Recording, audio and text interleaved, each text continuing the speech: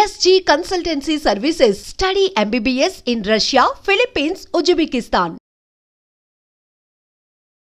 ఎందుకు సార్ మీకు ఇండియా అంటే అంత ప్రేమ? భారతదేశమే కాదు, భారతీయ సివిలైజేషన్లో పుట్టడం, ఈ సనాతన ధర్మం అంటాం కదా, ఎంత గొప్ప మనకి ఇక్కడున్నంత కాలం తెలియదు. సార్ మీరు బేసికల్గా డాక్టర్, అది కూడా ట్రిపుల్ బోర్డ్ సర్టిఫికేషన్ ఉన్నటువంటి డాక్టర్. అసలు మీరు ఏ ఫీల్డ్లో స్పెషలిస్ట్? ఆ ట్రిపుల్ బోర్డ్ సర్టిఫికేషన్ మీకు ఏ డిపార్ట్మెంట్స్లో వచ్చింది? సో మీరు అన్నట్టుగా ఇందాక 24 ఇయర్స్గా యూఎస్లో ఉన్నాను. అక్కడే రెసిడెన్సీ అంటే పోస్ట్ గ్రాడ్యుయేషన్ ఫ్యామిలీ మెడిసిన్లో చేసి, ఆ తర్వాత బోర్డ్ సర్టిఫికేషన్ అయ్యి, తర్వాత ఒబిసిటీ మెడిసిన్లో ఇంకొక బోర్డ్ సర్టిఫికేషన్ చేసి, తర్వాత లైఫ్ స్టైల్ మెడిసిన్లో ఇంకొక బోర్డ్ సర్టిఫికేషన్ చేయడం వల్ల ట్రిపుల్ బోర్డ్ సర్టిఫైడ్ అంటారు. అచ్చా సార్, మీరు ఇండియన్ ఫిలాసఫీ ఒక డాక్టర్కి పేషెంట్ని ట్రీట్ చేయడానికి ఉపయోగపడుతుంది అన్న కంక్లూజన్కి ఎలా వచ్చారు? Excellent question. నన్ను తీసేసి ఒక రోబోట్, ఆర్టిఫిషియల్ ఇంటెలిజెన్స్ వచ్చిందనుకోండి, సో మనకి ఎపిస్టమాలజీ తెలిస్తే అసలు ఎట్లా వచ్చిందా, కాంటెక్స్ట్ ఏంటో అర్థమవుతుంది. ల్యాబ్ ఎక్స్పెరిమెంట్ చేయాలంటే ChatGPTలో కొడితే ఏ మందులు వాడాలి, నా బ్లడ్ షుగర్ ఇంత అంటే వచ్చేస్తుంది. చాలా డిఫికల్ట్ అది. అంటే వాళ్ళనేం తక్కువ చేస్తున్నానని చెప్పట్లేదు, మీరు ఎఫెక్టివ్గా చేయాలంటే ఈ ప్రిన్సిపల్స్ తెలియాలి అన్నమాట. Too much of stress and anxiety ఉన్న ప్రొఫెషన్స్లో మెడిసిన్ ర్యాంక్స్ ది లిస్ట్. ఈ నేపథ్యంలో ఫిలాసఫీ డాక్టర్ కూడా ఉపయోగపడుతుందా? Wonderful question. అదేంటంటే డాక్టర్ ఈ ఫిలాసఫీ వల్ల ఇప్పుడు కొత్తగా ఏఐ వచ్చి మనల్ని రిప్లేస్ చేసే థ్రెట్ ఒకటి ఉంది, అదొక స్ట్రెస్ ఉంది. ఫైనల్ గా ఈ పుస్తకం చదవాలి అని అనుకునే వాళ్ళకి పలానా హైలైట్స్ ఉన్నాయి ఈ బుక్ లో, సో ఇది తప్పకుండా అందరూ చదివి తీరాలి అని అంటే ఏం చెప్తారు? కామన్ గా ఇండియన్ ఫిలాసఫీస్ అంటే దర్శనాలు అంటాం. దర్శనము అంటే అందులో 6 దర్శనాలు ఫేమస్ అయినాయి, ఇంకా ఉన్నాయి. అవేంటంటే, నువ్వు ఎప్పుడైనా వాదనలో దిగినప్పుడు పరపక్షము నీది ఏంటో నువ్వు ఒకసారి అండర్స్టాండ్ చేసుకో. ఎవరైనా చదివితే ఈజీగా అర్థమయ్యేలాగా రాయడమే ఈ పుస్తకం వెనకాలన్న గోల్ అన్నమాట. అర్థమవుతుంది.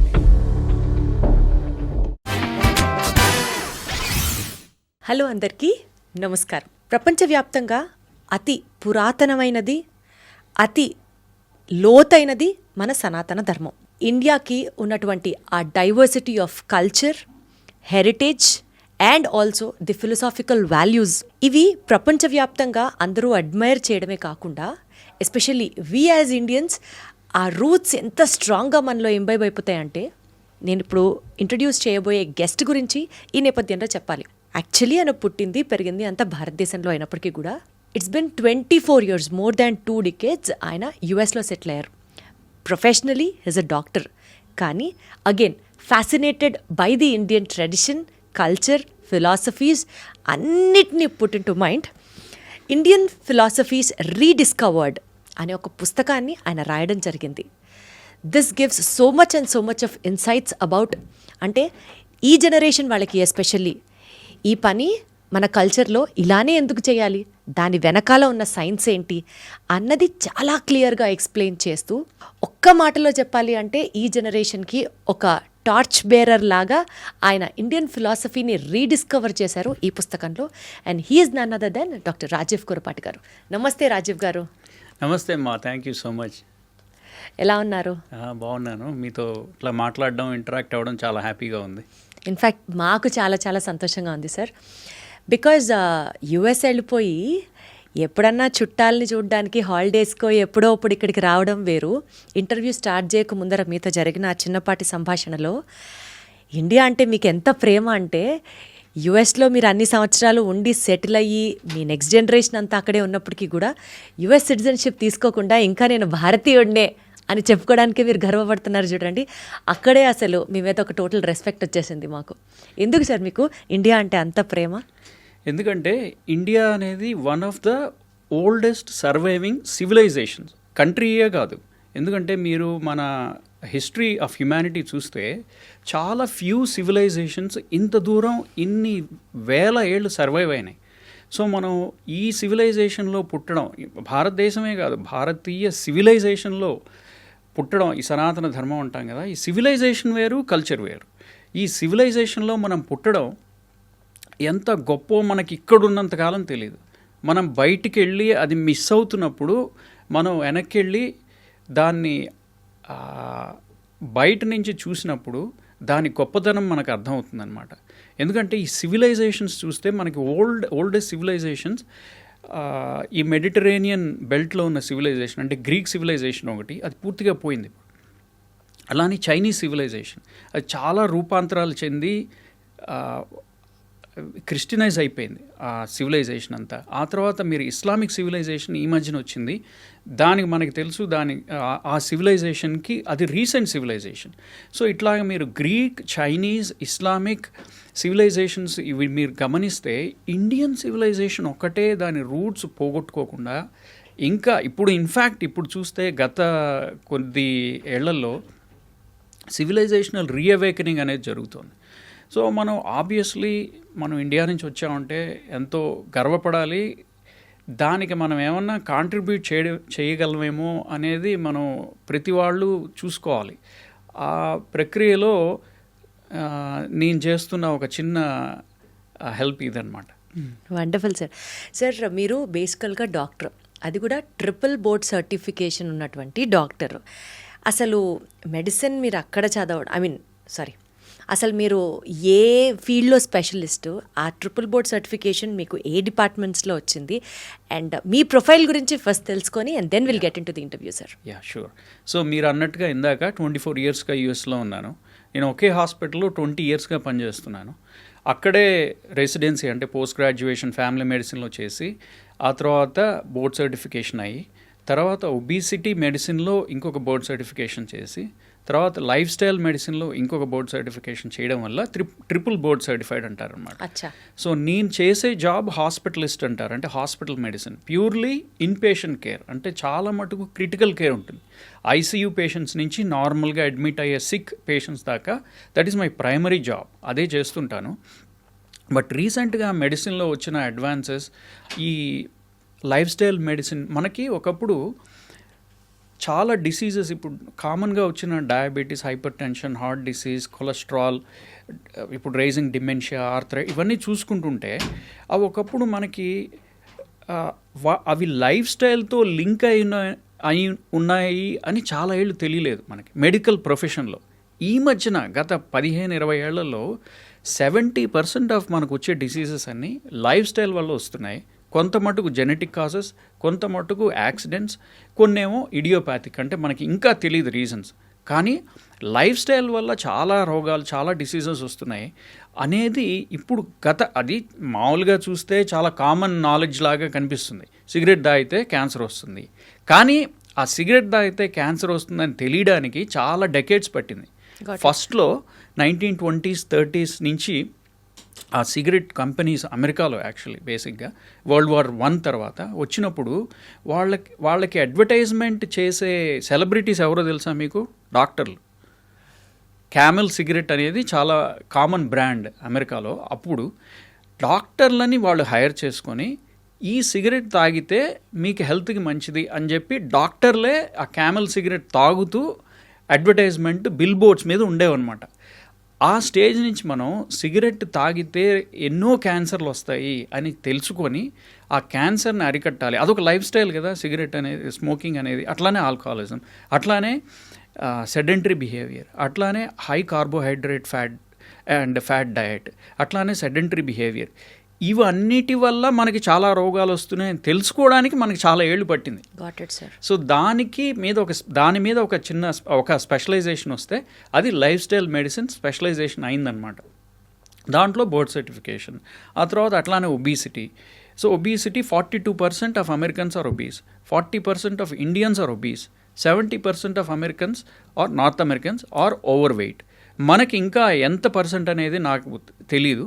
సో ఐ ప్రెజ్యూమ్ అంతే ఉంటుంది, రఫ్లీ 60 to 70% ఓవర్ వెయిట్ ఉంటారు అని అనిపిస్తోంది. సో ఇవన్నీ పెరుగుతున్నాయి మనకి బేసిక్గా. అందుకని నేను out of interest, out of curiosity and out of responsibility ఇవన్నీ బోర్డ్ సర్టిఫికేషన్స్ చేయడం జరిగింది. సో అది నా మెడికల్ నేపథ్యం అనమాట.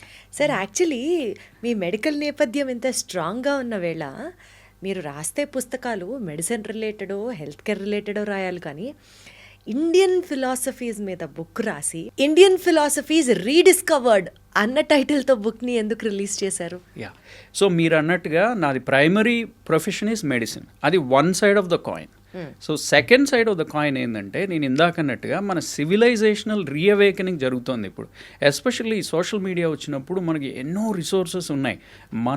ఇప్పుడు మన హిస్టరీ అంతా 1947 తర్వాత రాసిన హిస్టరీ అంతా ఇప్పుడు తిరగరాస్తున్నారు. అట్లానే మన ఫిలాసఫీస్ కూడా మన సివిలైజేషన్ ఎందుకు ఇన్ని వేల సంవత్సరాలు ఉన్నదంటే it is not based on conquest and inquisition. వేరే వాళ్ళ మీద దండయాత్రలు చేసి మనం నిలదొక్కోలేదు మన సివిలైజేషన్ నాలెడ్జ్ బేస్డ్ సివిలైజేషన్. ఆ నాలెడ్జ్ని బయటికి తీసి మనం ఇప్పుడు టెక్స్ట్ బుక్స్లో చూస్తే ఫిలాసఫీస్ తీసుకోండి. ఇప్పుడు మీరు ఇందాక అడిగినట్టుగా మీరు సైన్స్ కదా, ఫిలాసఫీ ఎందుకు మాట్లాడుతున్నారు, అసలు దానివల్ల ఉపయోగం ఏంటి, అసలు ఎవరు మాట్లాడుతున్నారు ఇప్పుడు ఫిలాసఫీస్ గురించి? ఏదో కాలేజెస్లో అకాడమిక్స్లో డిగ్రీలు లేకపోతే ప్రొఫెసర్షిప్ లెక్చరర్షిప్ రావడానికి ఫిలాసఫీ డిగ్రీలు చదువుకొని ఉద్యోగం రావడానికి తప్ప ఏం ఉపయోగము అని ప్రశ్న వేయచ్చు. సో దానికి ఎలా చెప్పాలంటే మీరు చూడండి, పిహెచ్డి డిగ్రీ అని ఉంటుంది కదా, అంటే సైంటిస్టులకి పిహెచ్డి డిగ్రీ ఇస్తారు. పిహెచ్డి అంటే doctorate in philosophy, doctorate in science అంటలేదు వాళ్ళు, డాక్టరేట్ ఇన్ ఫిలాసఫీ డిగ్రీ సైంటిస్టులకి ఇస్తున్నారు. ఎందుకంటే సైన్స్కి ఫౌండేషన్ ఫిలాసఫీ. అందుకని మన ఫిలాసఫీని మారిస్తే ఆ సైన్స్ కూడా మారుతుంది. మీకు ఒక ఎగ్జాంపుల్ చెప్తా చూడండి. మెడిసిన్లోనే ఎన్నో ఏళ్లుగా మెడిసిన్ ఆర్ మెడికల్ ప్రాక్టీస్ ఎట్లా మార్పు చెందుతూ వచ్చిందంటే చాలా వేల ఏళ్ల క్రితం ఏమనుకునేవాళ్ళు అంటే సూపర్ న్యాచురల్ ఫోర్సెస్, ఎక్కడో దేవుళ్ళకి ఆగ్రహం వేస్తే మనకి భూమి మీద ఉండే వాళ్ళకి రోగాలు వస్తాయి, ఆర్ ప్లేగ్స్ వస్తాయి, ఎపిడమిక్స్ పాండమిక్స్ వస్తాయి. ఇండివిజువల్ ఒక పర్సన్ ఏదన్నా సిన్ చేస్తే వాళ్ళకి ఆ దేవుడు పనిష్మెంట్ ఇస్తాడు. అందువల్ల వీళ్ళకి ఏవో జ్వరాలు వచ్చినాయి, పోయారు, స్ట్రోక్ వచ్చింది, ఇంకోటి వచ్చింది, ఆ పేర్లన్నీ రాకముందే ఇవన్నీ సూపర్ న్యాచురల్ ఫోర్సెస్ వల్ల వచ్చింది. అది ఫిలాసఫీ. దాని మీద మెడిసిన్ అంతా రన్ అయ్యేది ఆ ఫిలాసఫీ మీద. కొన్ని వేల ఏళ్ల తర్వాత ఆరు వందల ఏళ్ల తర్వాత అది సూపర్ న్యాచురల్ ఫోర్సెస్ నుంచి న్యాచురల్ ఫోర్సెస్కి వచ్చింది. అందుకే అప్పుడుండే ఫిలాసఫర్స్ని న్యాచురల్ ఫిలాసఫర్స్ అంటారనమాట. ఇప్పుడు మీరు చూడండి, మనకి బాగా తెలిసే పేర్లు సోక్రటీస్, ప్లేటో, అరిస్టాటిల్, ఇవి కదా మనకి తెలిసిన, పైథాగరస్, హిపోక్రటీస్. మెడిసిన్లో అయితే గేలన్ అని ఒక ఫిజిషియన్ ఉండేవాడు, ఫిజిషియన్ అండ్ ఫిలాసఫర్స్. వాళ్ళు they are not only physicians, వాళ్ళు ఫిలాసఫర్స్ కూడా. అందుకే మీరు బాగా ఓల్డ్ ఫిజిషియన్స్ చూస్తే వాళ్ళు ప్రీస్ట్స్ అయింటారు, ఫిలాసఫర్స్ అయింటారు. అందుకని పిహెచ్డి కానీ ఆర్ ఎపెక్స్ డిగ్రీ అంటే టాప్ డిగ్రీస్ ఇచ్చేటప్పుడు ఆ పెద్ద పెద్ద రోబ్స్ వేసుకొని ఇస్తారు కదా, తలకాయకి టోపీ లాంటిది ఒకటి పెట్టుకొని పెద్ద పెద్ద రోబ్స్, అవన్నీ ఫిలాసఫర్స్ డ్రెస్ అది యాక్చువల్లీ. సో వాళ్ళు ఆ ఫిలాసఫీలో వాళ్ళకి డిగ్రీ వచ్చింది కాబట్టి వాళ్ళకి ఆ డ్రెస్ వేసి వాళ్ళకి డిగ్రీ ఇచ్చేవాళ్ళు అనమాట. సో అట్లా ఫస్ట్లో సూపర్ న్యాచురల్ నుంచి న్యాచురల్ ఫోర్సెస్ అంటే ఏంటి? బయట ప్రపంచంలో జరుగుతున్న మార్పుల వల్ల హ్యూమన్ బాడీలో మార్పులు జరుగుతున్నాయి అనేది ఒక కాన్సెప్ట్. రెండోది సీజనల్ వేరియేషన్స్ వల్ల హ్యూమన్ బాడీలో మైక్రోకాజం మ్యాక్రోకాజం అంటాం కదా, సో దానివల్ల చేంజెస్ జరుగుతున్నాయి. సో బాడీలో మనలో ఒక శక్తి ఉంటుంది, దాని పేరే ప్రాణశక్తి ఆర్ చి అంటారు. చి అంటే చైనీస్లో. దానివల్ల అది బ్లాక్ అయితే మీకు రోగాలు వస్తాయి. సో ఆక్యుపంక్చర్ చేసి ఆ నీడిల్స్ పెట్టి అక్కడక్కడ దానికి మెరిడియన్స్ అంటారు, ఆ ప్లేసెస్లో పెట్టి. సో బై ద వే నేను ఇంటిగ్రేటివ్ మెడిసిన్ అని ఒక ఫీల్డ్ ఉంది, అందులో ఫెలోషిప్ చేశాను అనమాట యూనివర్సిటీ ఆఫ్ అరిజోనాలో. అందులో మాకు ఇవన్నీ నేర్పిస్తారు. సో దానివల్ల అన్బ్లాక్ చేస్తాము, దానివల్ల మీకు ఆ బ్లాక్ అవడం వల్ల మీకు సర్టన్ రోగాలు వస్తాయి. మీకు ఏదో కడుపు నొప్పి వచ్చిందో, జాండీస్ వచ్చిందో, వాంతులు అయినాయో, లేకపోతే what ever problem it is, ఆ రోగాలు వస్తాయి. దాన్ని అన్బ్లాక్ చేస్తాం. ఇలాంటి ఫిలాసఫీస్ అన్నీ కొన్ని కనుక్కున్నారనమాట. ఆ ఫిలాసఫీని యూజ్ చేసి medical science super natural forces philosophy మీద ఉండేది న్యాచురల్ ఫోర్సెస్ ఫిలాసఫీగా మారి అప్పుడు కొత్త పద్ధతులన్నీ వచ్చినాయి అన్నమాట. ఆ తర్వాత 1500s అంటే ఈ మధ్యన 500 ఏళ్ల క్రితం ఏమైందంటే ఇదంతా కాదు, అన్లెస్ వీ అబ్జర్వ్ ఇట్, అంటే ఎంపెరిసిజం అంటారు దాన్ని, ఎంపెరికల్ సైన్స్ అంటారు. మీరు పేరు విని ఉంటారు, empirical methods or empirical science, empirical formula చదువుతాం కదా. ఎంపెరికల్ ఫార్ములా ఆ వర్డ్ చాలా సైన్సెస్లో చాలా కామన్గా యూజ్ చేస్తారు. ఎంపెరికల్ ట్రీట్మెంట్ అంటారు మెడిసిన్లో. ఎంపెరికల్ ట్రీట్మెంట్, ఎంపెరికల్ డయాగ్నోసిస్ ఇట్లాంటివి మాట్లాడుతుంటారు. ఆ వర్డ్ ఎంపెరిసిజం అని ఎట్లా వచ్చిందంటే డైరెక్ట్గా అబ్జర్వ్ చేస్తే తప్ప అది ఈ కొత్తగా మేము కనిపెడుతున్న మెడికల్ సైన్స్లో మేము దాన్ని తీసుకోము. I have to observe it directly. For example headache వచ్చింది ఎవరికైనా. హెడేక్ వస్తే నేను ఏదో వాతపిత్త కప దోషాల వల్ల వచ్చిందనో, లేకపోతే ఏదో ఒక దోషం ఎక్కువ అవడం వల్ల వచ్చిందనో, లేకపోతే ఇక్కడ ఎక్కువైంది అన్బ్లాక్ చేస్తాను యాక్యుపంక్చర్ పెట్టి వల్ల అండమో, లేకపోతే ఏవో మంత్రాలు చదువుతాను దానివల్ల ఆ మంత్రాల వల్ల వచ్చే పవర్తో శక్తితో మీకు రోగాలు తగ్గుతాయి అండమో, ఇవన్నీ మేము యాక్సెప్ట్ చేయం. ఇది యూరోప్లో 1500-1600s జరుగుతున్న మూవ్మెంట్ అనమాట.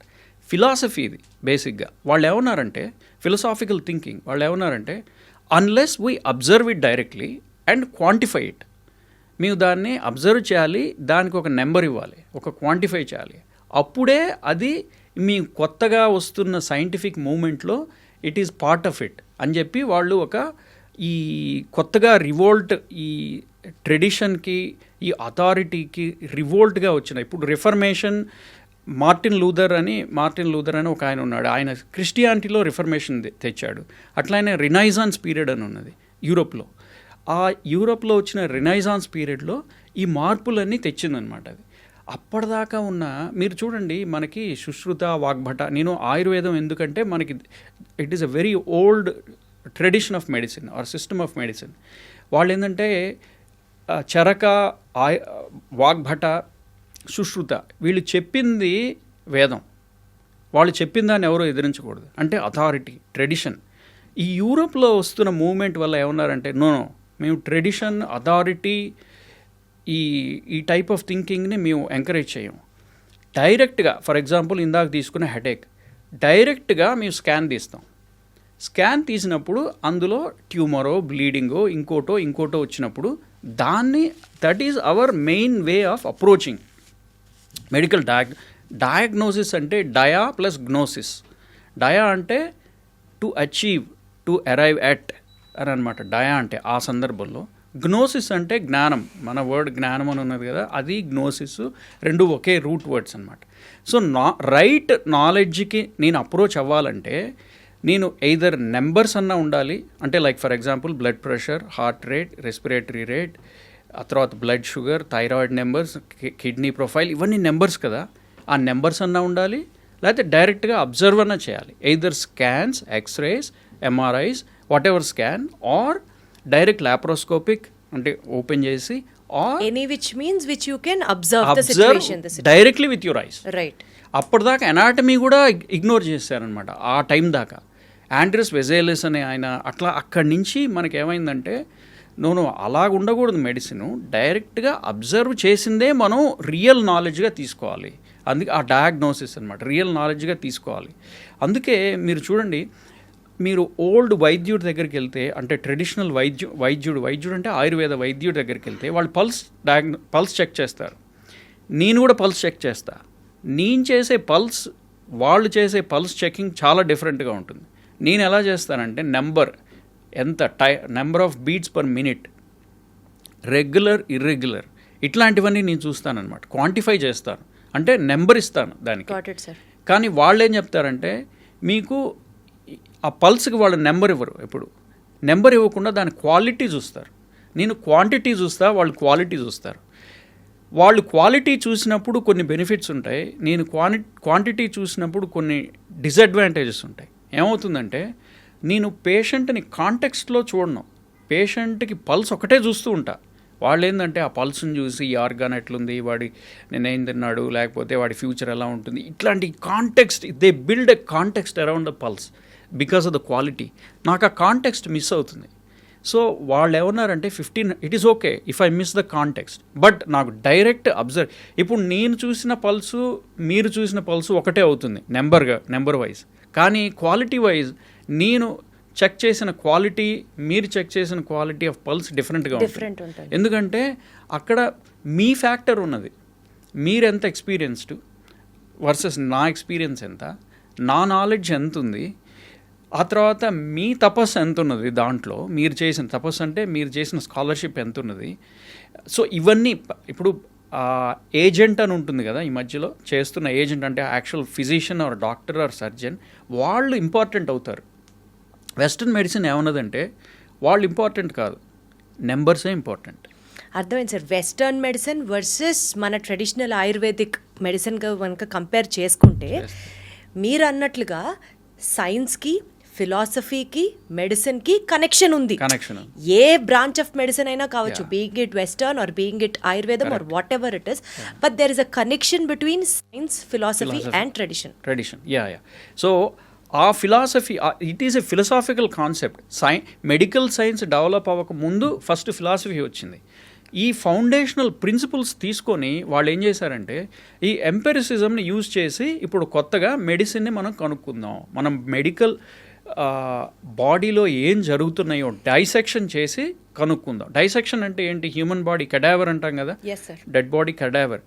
మాకు మెడిసిన్లో ఫస్ట్ డేనే మాకు కెడావర్ డైసెక్షన్ ఉంటుందన్నమాట. అప్పుడు 18 ఏళ్ళ పిల్లలు, అప్పుడే మెడికల్ 19 ఏళ్ళు 18 ఏళ్ళు అప్పుడే మెడికల్ కాలేజీలోకి ఎంటర్ అవుతాం. మా ముందు డెడ్ బాడీ పెట్టి డైసెక్ట్ చేయమంటారు. డైసెక్ట్ ఎందుకు చేయమన్నారంటే ఆ ఫౌండేషనల్ ప్రిన్సిపల్స్ ఏంటంటే డైరెక్ట్ అబ్జర్వేషన్ చేయాలి మీరు. అందులో మీరు ఏదో ఈ దోషాలు ఉన్నాయనో, ఈ ప్రాణం ఉందనో, లేకపోతే అన్నమయ, ప్రాణమయ, మనోమయ, విజ్ఞానమయ, ఆనందమయ కోశాలు ఉన్నాయనో, లేకపోతే మనోబుద్ధి అహంకార చిత్తం మన అంతఃకరణలో ఉందనో, ఇలాంటివన్నీ కాన్సెప్ట్స్ కదా, వాటిని మీరు డైసెక్ట్ చేస్తే కనపడవు. ఇప్పుడు బ్రెయిన్ డైసెక్ట్ చేసి మనోబుద్ధి అహంకార చిత్తం అని 4 ఉన్నాయి. ఆ 4 అంతఃకరణములు, అది మన మైండ్ని కాన్స్టిట్యూట్ చేస్తుంది.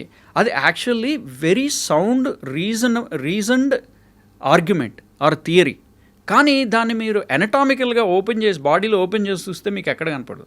చక్రాలు ఉంటాయి, మూలాధార, స్వాదిష్టాన, అనాహత, ఇట్లాంటి చక్రాలు ఉంటాయి కదా.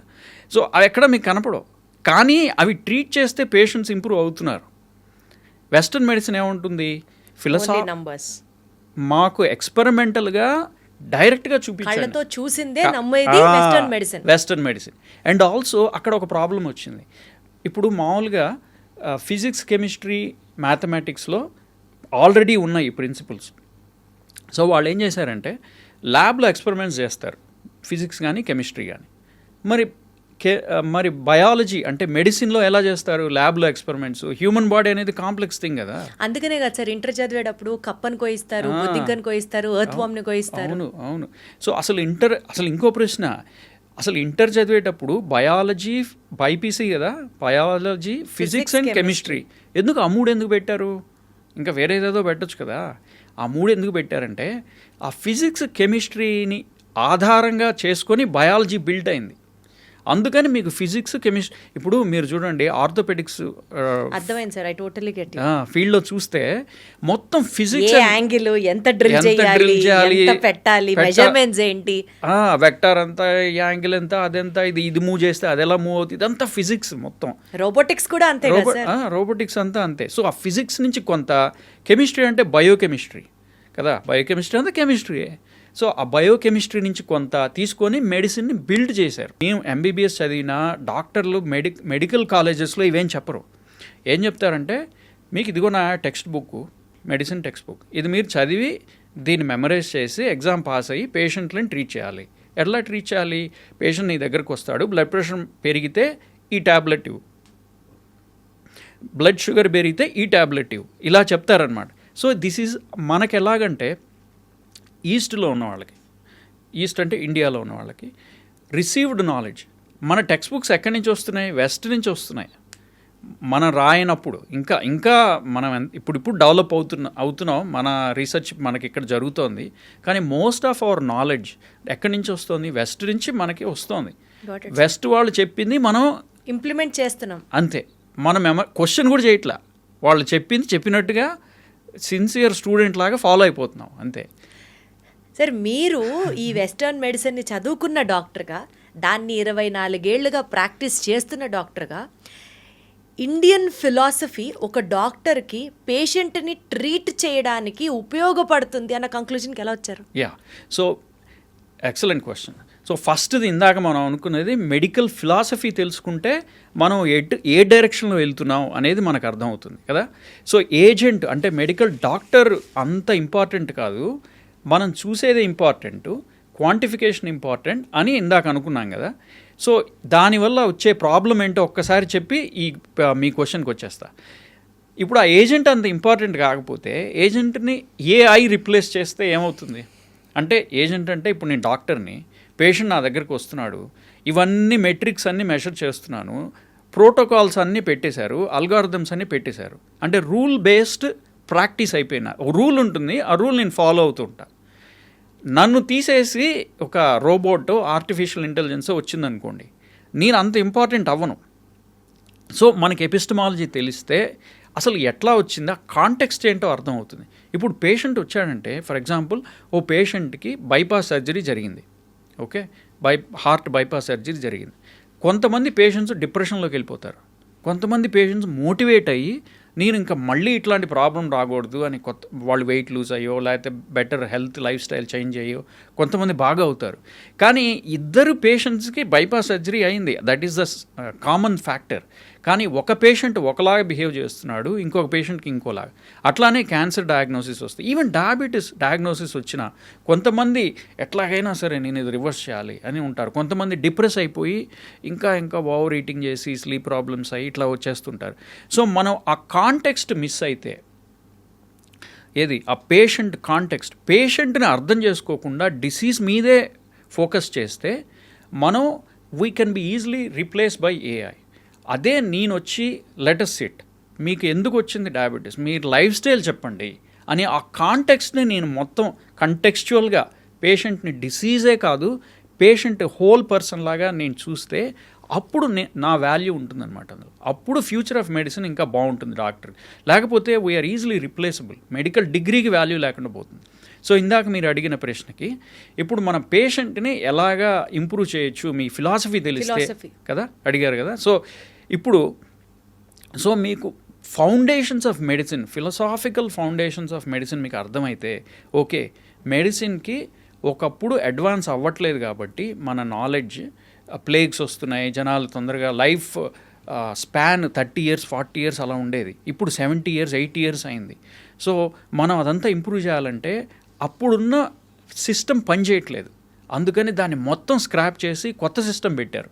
ఆ కొత్త సిస్టంలో వచ్చిన ప్రాబ్లం ఏంటంటే, ఇప్పుడు మీరు గమనిస్తే ఒబిసిటీ పెరిగిపోతుంది ప్రపంచంలో, డయాబెటీస్లు పెరిగిపోతున్నాయి, ఆస్మాలు పెరిగిపోతున్నాయి, డిమెన్షియా, ఎర్లీ డిమెన్షియా పెరుగుతోంది, ఆర్థరైటిస్లు, క్యాన్సర్లు, inflammatory bowel disease, irritable bowel syndrome అన్నీ పెరుగుతున్నాయి, ఫ్యాటీ లివర్, మీరు ఆటోఇమ్యూన్ డిసీజ్ ఇండియాలో ఒకప్పుడు ఉండేవి కాదు, మేము అసలు చదివేవాళ్ళమే కాదు, ఇప్పుడు అవి కూడా పెరిగిపోతున్నాయి. సో ఇవన్నీ మెడికల్ సైన్స్ నిజంగా అంత గొప్పగా ఉంటే ఇవి పెరగకూడదు కదా, కానీ పెరుగుతున్నాయి అంటే ఎక్కడో వీక్నెస్ ఉంది. ఆ వీక్నెస్ ఎక్కడుందంటే మనం మొదట్లో మనం ఇంప్లిమెంట్ చేసిన మెథడ్స్లో ఉంది. ఏం చేసామంటే ల్యాబ్ ఎక్స్పెరిమెంట్ చేయాలంటే ఒక మాలిక్యూల్ లెటసే మెట్ఫార్మినో ఏదో ఒక మందు తీసుకోండి, బ్లడ్ షుగర్ మీద టెస్ట్ చేయాలి. ఒక మాలిక్యూల్ ఒక వేరియబుల్ ఇంకో వేరియబుల్ మీద టెస్ట్ చేయాలంటే మిగిలినవన్నీ కాన్స్టెంట్గా నేను పెట్టాలి, అప్పుడే నేను ఆ ల్యాబ్ ఎక్స్పెరిమెంట్ ఎఫెక్టివ్గా చేయగలను కదా. సో ఏం చేశారంటే ఇది ల్యాబ్లో ర్యాట్స్ మీద చేయడం ఈజీ, బయట హ్యూమన్ మీద ఎలా చేస్తాం, ఒక్కొక్క మనిషి ఒక్కొక్కలాగా ఉంటాడు. సో అన్నీ కాన్స్టెంట్గా, ఇప్పుడు ఒక్కొక్క మనిషికి ఏజ్ డిఫరెన్స్ ఉంటుంది, జెండర్ డిఫరెన్స్ ఉంటుంది, వాళ్ళ లైఫ్ స్టైల్, వాళ్ళ వర్క్ డిఫరెన్స్, రిలేషన్షిప్స్ డిఫరెన్స్ ఉంటాయి. ఫర్ ఎగ్జాంపుల్ టాక్సిక్ రిలేషన్షిప్లో ఒక మనిషి ఉన్నాడు, దానివల్ల స్ట్రెస్ అయిపోయి నిద్రలేక ఓవర్ ఈటింగ్ చేసి ఒబీసిటీ వచ్చి, స్లీప్ యాప్నియా వచ్చి, హై బ్లడ్ ప్రెషర్ వచ్చి, డయాస్టాలిక్ హార్ట్ ఫెయిల్యూర్ వచ్చి, ఎక్కువ హార్ట్ ఫెయిల్యూర్ అయిపోయి ఇంకా బెడ్ రిడన్ అయిపోయాడు. ఎక్కడి నుంచి మొదలైంది? రిలేషన్షిప్ ప్రాబ్లం నుంచి మొదలైంది, టాక్సిక్ రిలేషన్షిప్లో. నేనేం చేస్తున్నాను వెస్టర్న్ మెడిసిన్ డాక్టర్గా, ఫైనల్గా ఏది ఎండ్ పాయింట్ ఉందో దాని నుంచి అదొక్కటే ట్రీట్ చేస్తున్నా, ఆర్గాన్ని ట్రీట్ చేస్తున్నా, మీరు మిస్ అవుతున్నా. ఎందుకంటే ఆ వెస్టర్న్ మెడిసిన్లో ఆ మెడికల్ నాలెడ్జ్ బిల్డ్ అయిందే అన్ని ఫ్యాక్టర్స్ని కాన్స్టెంట్గా పెట్టి మనం టెస్ట్ చేయాలి అనే ఒక ఫౌండేషనల్ ఫిలసాఫికల్ ప్రిన్సిపల్ మీద బిల్డ్ అయింది వెస్టర్న్ మెడిసిన్. దాన్నే సెటారిస్ పారిబస్ అంటారనమాట లాటిన్లో. అంటే all things constant or all things equal. అంటే ఏంది, అన్నీ ఈక్వల్గా వాళ్ళ ఏజ్, జెండరు, లైఫ్ స్టైల్ అన్నీ ఈక్వల్గా ఉంటే మెట్ఫార్మిన్ బ్లడ్ షుగర్ మీద ఇలా పనిచేస్తుంది అని. కానీ రియల్ లైఫ్లో అలా ఉండదు కదా, రోజు రోజుకి మారుతుంది. సో ఆ రోజు రోజుకి మారినప్పుడు ఒక పేషెంట్ నా దగ్గరికి వచ్చినప్పుడు నేను వాళ్ళని ఆ కాంటెక్స్లో పెట్టాలి. కొంతమందికి డబ్బులు ఉంటాయి, కొంతమందికి ఉండవు. కొంతమందికి వర్క్ స్ట్రెస్ ఎక్కువ ఉంటుంది, కొంతమందికి అసలు వర్క్ లేక స్ట్రెస్ ఎక్కువ అవుతుంటుంది. ఇలాంటి సోషల్ డిటర్మినెంట్స్ ఆఫ్ హెల్త్ అంటాం. So many social factors involve అయినప్పుడు మనం పేషెంట్ని ఎఫెక్టివ్గా ట్రీట్ చేయాలంటే మనకి we should not only become physician are surgeon, we should also become a philosopher. So philosopher అంటే హ్యూమన్ ఫ్యాక్టర్ని మనం తీసుకొని కొంత టైం పడుతుంది, కానీ అలా చేస్తే ఏమవుతుందంటే ఒక్కొక్క పేషెంట్ ఇంప్రూవ్ చేసుకుంటూ వచ్చి వాళ్ళ లైఫ్ స్టైల్ మారడంతో యాక్చువల్లీ డాక్టర్కి సాటిస్ఫాక్షన్ ఎప్పుడు ఉంటుందంటే పేషెంట్ డబ్బులు ఇచ్చినప్పుడు కాదు, పేషెంట్ ఇంప్రూవ్ అయినప్పుడు కదా. ఒక పేషెంట్కి నేను డయాబెటీస్ని రివర్స్ చేశానంటే అంటే వాడికి అతనికి డయాబెటీస్ మందులు వాడకుండా ఒక లైఫ్ స్టైల్ని నేను ఆయనకి గిఫ్ట్గా ఇచ్చానన్నమాట. ఏది, నా నాలెడ్జ్ వల్ల అంత ఇవ్వడానికి ఇస్తే అది నా పర్పస్ సర్వ్ అయినట్టు. నేను ఈ మెడికల్ ఫీల్డ్లో దానికి నా పర్పస్ సర్వ్ అయినట్టు. ఇప్పుడు మందులు ఇవ్వడం ఎవరైనా ఇస్తారండి. మందులు ఏముంది, బ్లడ్ షుగర్ పెరిగింది, ఏఐలో కొడితే, గూగుల్లో ఇప్పుడు ChatGPTలో కొడితే ఏ మందులు వాడాలి, నా బ్లడ్ షుగర్ ఇంత అంటే వచ్చేస్తుంది. అదే ఆ మనిషి లైఫ్ని మార్చి ట్రై చేయడానికి చూడండి, నథింగ్ మోర్ దాన్ దట్. చాలా డిఫికల్ట్ అది. కానీ అది చేయగలిగితేనే ఆ డాక్టర్కి, ఆ ప్రొఫెషన్కి ఫ్యూచర్లో వాల్యూ ఉంటుంది. లేకపోతే ఏముంది, rule based, replaceable. You are easily replaceable. Doctor కాకపోతే ఎవరో నర్స్ ప్రాక్టీషనర్, ఎవరో ఫిజిషియన్ అసిస్టెంట్ ఎవరైనా చేయగలరు, ఆర్ఎంపీ డాక్టర్ ఎవరైనా చేయగలరు. అంటే వాళ్ళని తక్కువ చేస్తున్నానని చెప్పట్లేదు, బట్ మీ డ్యూటీ మీరు ఎఫెక్టివ్గా చేయాలంటే ఈ ప్రిన్సిపల్స్ తెలియాలి అనమాట. అంటే సార్, ఈ ప్రిన్సిపల్స్ ఆఫ్ ఫిలాసఫీ ఏదైతే ఉందో పేషెంట్ పర్స్పెక్టివ్ నుంచి ఒక డాక్టర్గా హ్యూమన్ ఫ్యాక్టర్ని ఇన్వాల్వ్ చేసి ప్రాపర్ ట్రీట్మెంట్ని అందజేస్తూ మీరన్నట్లు రివర్స్ అయితే గనక ఆ ప్రాబ్లం నుంచి అప్పుడు డాక్టర్ వైద్యుడికి, ఆ వృత్తికి, ఆ పదానికి ఒక సార్థకత అని చెప్తున్నారు. ఈ నేపథ్యంలో at the end of the day ఎంత పెద్ద రాజైనా ఓ తల్లి కొడుకే అన్నట్టు ఎంత పెద్ద వైద్యం చేసే వైద్యుడు కూడా మనిషే కదా. సో ఆయనకి బర్న్అవుట్స్ ఉంటాయి, ఆయనకి సెల్ఫ్ డౌట్స్ ఉంటాయి, ఒక అవేర్నెస్ కావాలి అని ఒక పాయింట్ వస్తుంది. Too much of stress and anxiety ఉన్న ప్రొఫెషన్స్లో మెడిసిన్ ర్యాంక్స్ ది లిస్ట్. ఈ నేపథ్యంలో ఫిలాసఫీ డాక్టర్ కూడా ఉపయోగపడుతుందా? అవును, సెల్ఫ్ అవేర్నెస్ కోసం. Wonderful question. అదేంటంటే నేను యాక్చువల్లీ దీని మీద బర్న్అవుట్ మీద ఒక బుక్ రాశాను, బర్న్అవుట్ ఇన్ హెల్త్ కేర్ అని. అంటే హెల్త్ కేర్ ప్రొఫెషన్లో ప్రొఫెషనల్స్కి బర్న్అవుట్ ఎందుకు వస్తుంది, దాన్ని ఎలా రికగ్నైజ్ చేయాలి, దానిలోంచి ఎలా బయటపడాలి, అది బుక్ అనమాట. ఇప్పుడు బర్న్అవుట్, సో డాక్టర్ ఈ ఫిలాసఫీ వల్ల తనని తాను తెలుసుకోవడం. అంటే ఇప్పుడు నేను ఇవన్నీ చెప్తున్నప్పుడు ఏమైంది, సెల్ఫ్ రిఫ్లెక్షన్ జరుగుతోంది కదా. మెడికల్ హిస్టరీ అంటే మెడికల్ ఫిలాసఫీ, పేషెంట్ని అండర్స్టాండ్ చేసుకోవడం. మూడోది తనను తాను అండర్స్టాండ్, అసలు నా రోల్ ఏమిటి ఇక్కడ, నేను ఎందుకు వచ్చాను ఇక్కడికి, మందులు ఇవ్వడానికి వచ్చానా, లేకపోతే ఆ మందులు తీసుకోకుండా వాళ్ళ లైఫ్ ఎలా ఇంప్రూవ్ చేయాలనే దానికి నేనున్నానా, ఒకటి. రెండు, అసలు నా లైఫ్లో నేనెంత హెల్తీగా ఉంటున్నాను. నేను ఒకళ్ళకి మాకు తెలిసిన నా కొలీగ్ ఒక అతను హెవీ స్మోకర్, కానీ ఆయన క్యాన్సర్ డాక్టర్.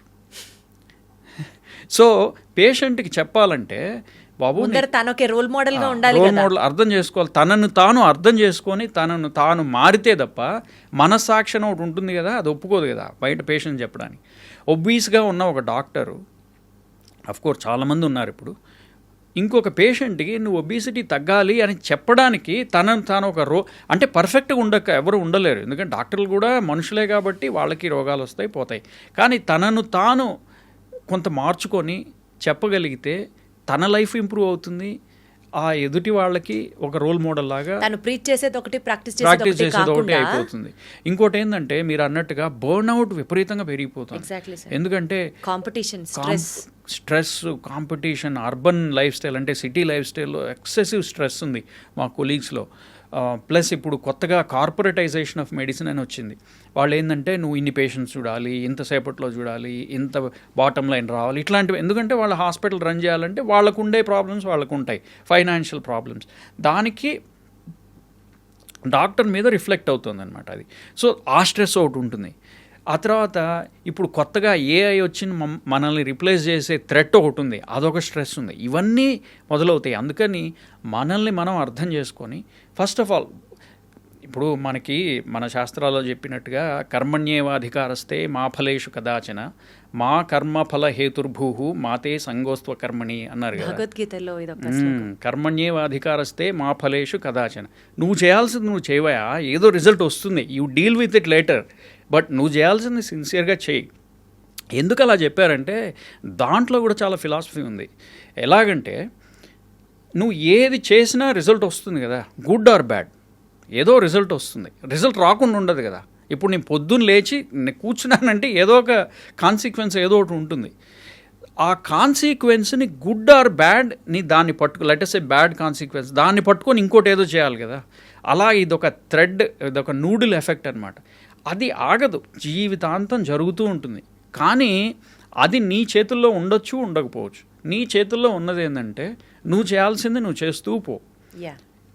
రిజల్ట్ గుడ్గా వస్తే okay, take it and keep running with it.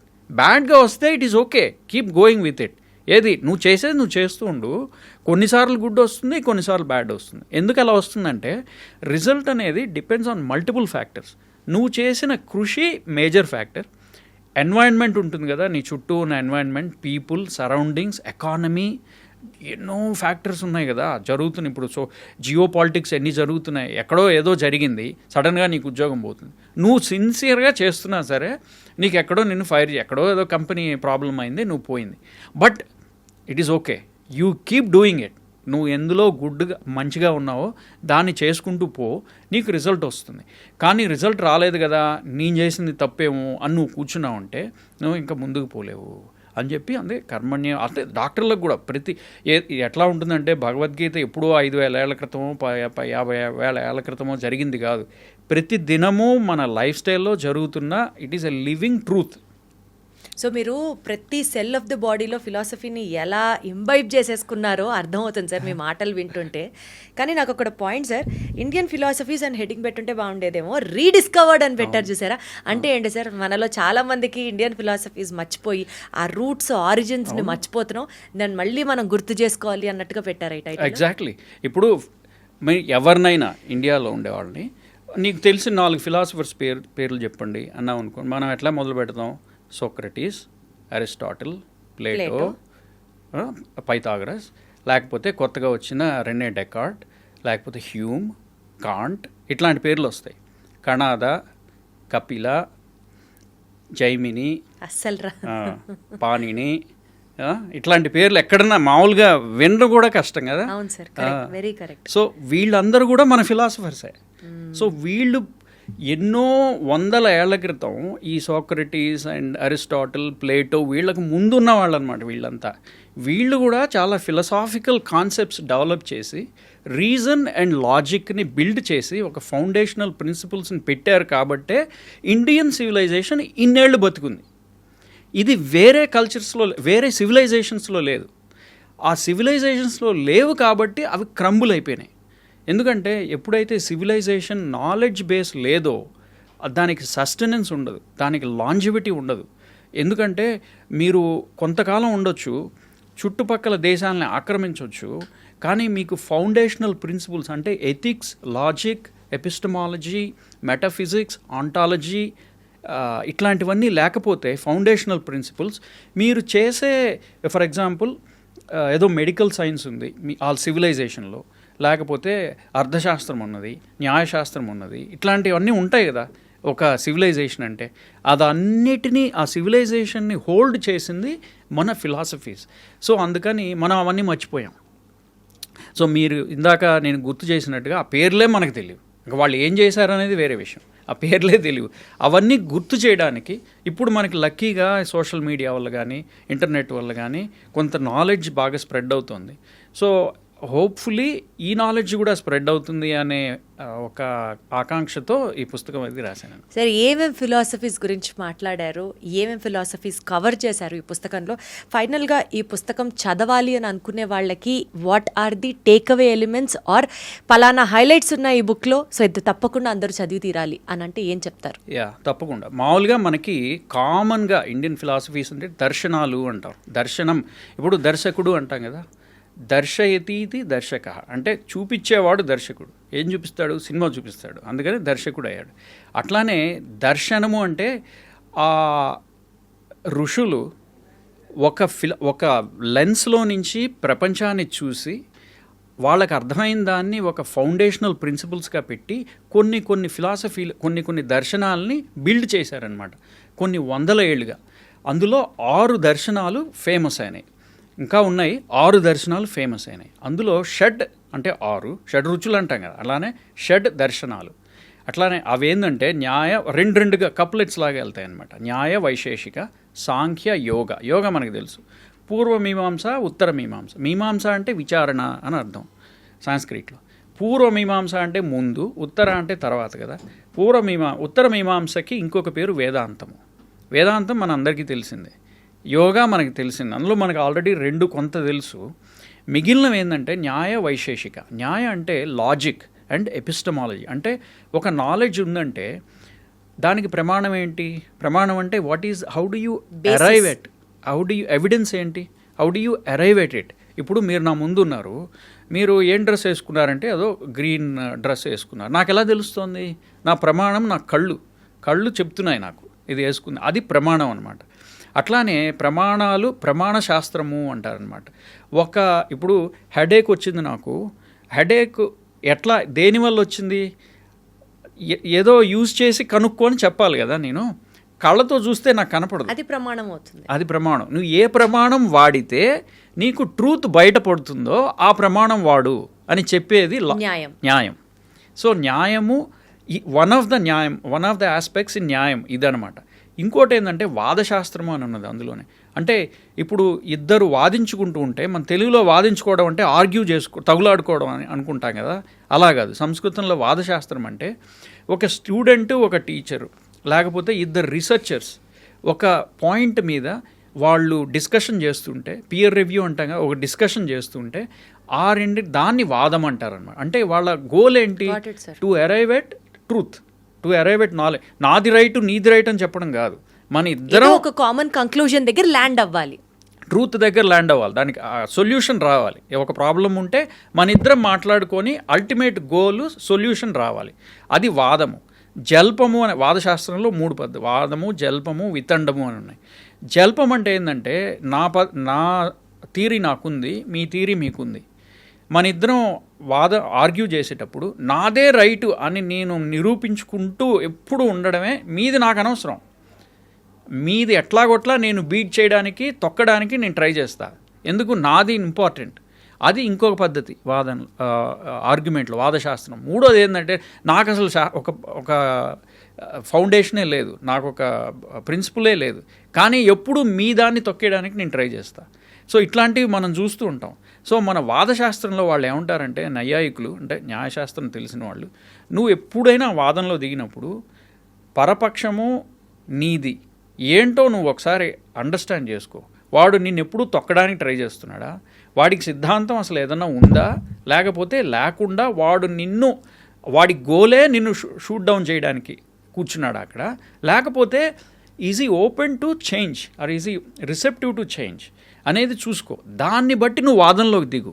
మన రిలేషన్షిప్స్లో కూడా ఇది మనకు ఉపయోగపడుతుంది యాక్చువల్లీ వాదశాస్త్రంలో. ఇట్లాగా ఒక ఫౌండేషనల్ ప్రతి దాన్ని రీజన్ అండ్ లాజిక్ యూజ్ చేసి బిల్డ్ చేశారనమాట. అదే వైశేషికం. వైశేషికం అంటే ఆంటాలజీ. అంటే మనకి వాళ్ళు ఎన్నో 2,500 ఏళ్ల క్రితం వాళ్ళు ఏం చెప్పారంటే, ఈ ప్రపంచం అంతా అణువులతో నిండి ఉన్నది. The fundamental particle of the universe ఒక అణువు అంటే ఒక యాటమ్, దాని నుంచి పుట్టింది ఈ ప్రపంచం అని చెప్పి వాళ్ళకి మైక్రోస్కోప్స్ లేవు, ఏం లేవు, కానీ వాళ్ళు ఒక వాదాన్ని అలా బిల్డ్ చేసుకుంటూ వచ్చారనమాట. దీన్ని వైశేషికము అంటారు. ఈ రెండింటిని కలిపి తర్కము అంటారు అనమాట. తర్వాత 2 కలిసినాయి, దీన్ని తర్కం అంటే మామూలు కొలోకియల్ లాంగ్వేజ్లో ఇంటలెక్ట్ యూజ్ చేసి తర్కాన్ని యూజ్ చేసి యుక్తం యూజ్ చేసి యుక్తిని యూజ్ చేసి చెప్పు అంటారు కదా, అదే. సో న్యాయ వైశేషికము, సాంఖ్య యోగము.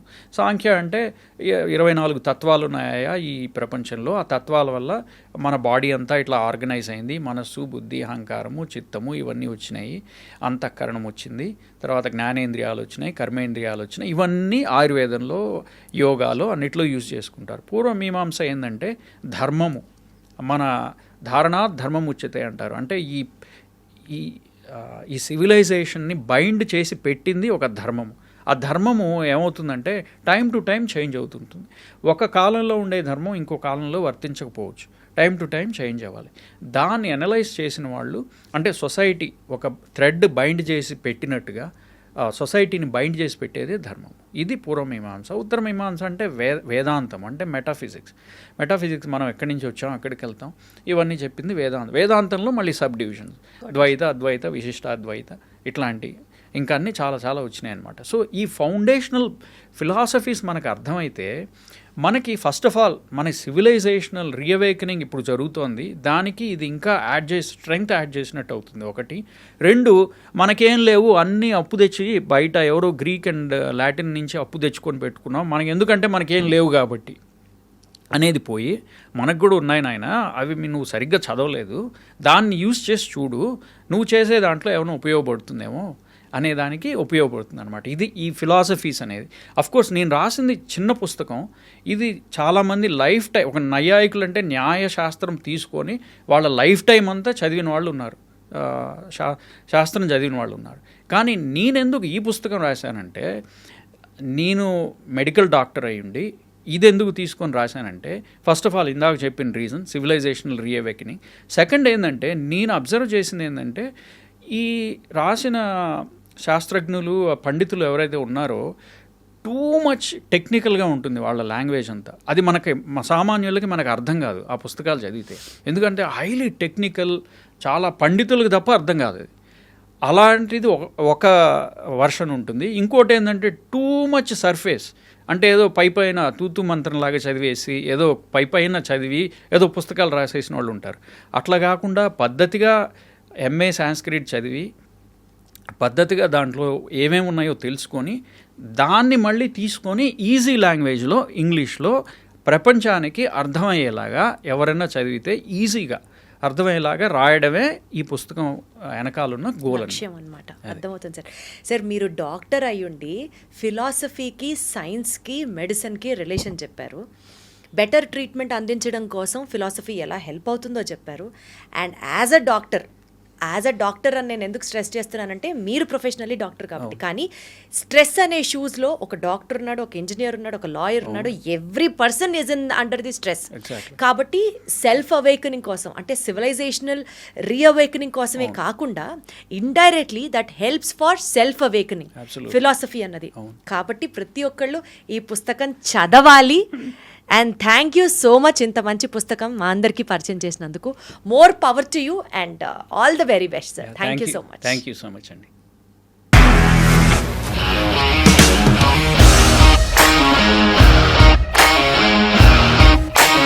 ఇండస్ట్రీలో కమిట్మెంట్ ఇష్యూస్ వస్తే నీకు కూడా వచ్చినట్టు? మార్నింగ్ తీసుకెళ్ళాడంటే కొట్టి పడేస్తాడు.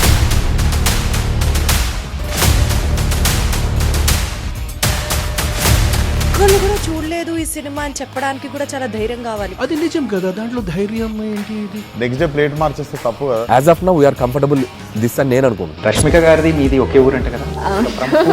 నీకు కోపం వచ్చిందంటే బాగా తిట్టేత్తరా? తిట్టేద్దామండి. నిజంగా గేమ్ ని ఎలా చేంజ్ చేయగలిగారు? APSFC వాళ్ళకి 6 నెలల్లో నేను 6 లక్షలు కట్టా. బిజినెస్ చేయాలనుకుంటే it is as difficult as riding a tiger.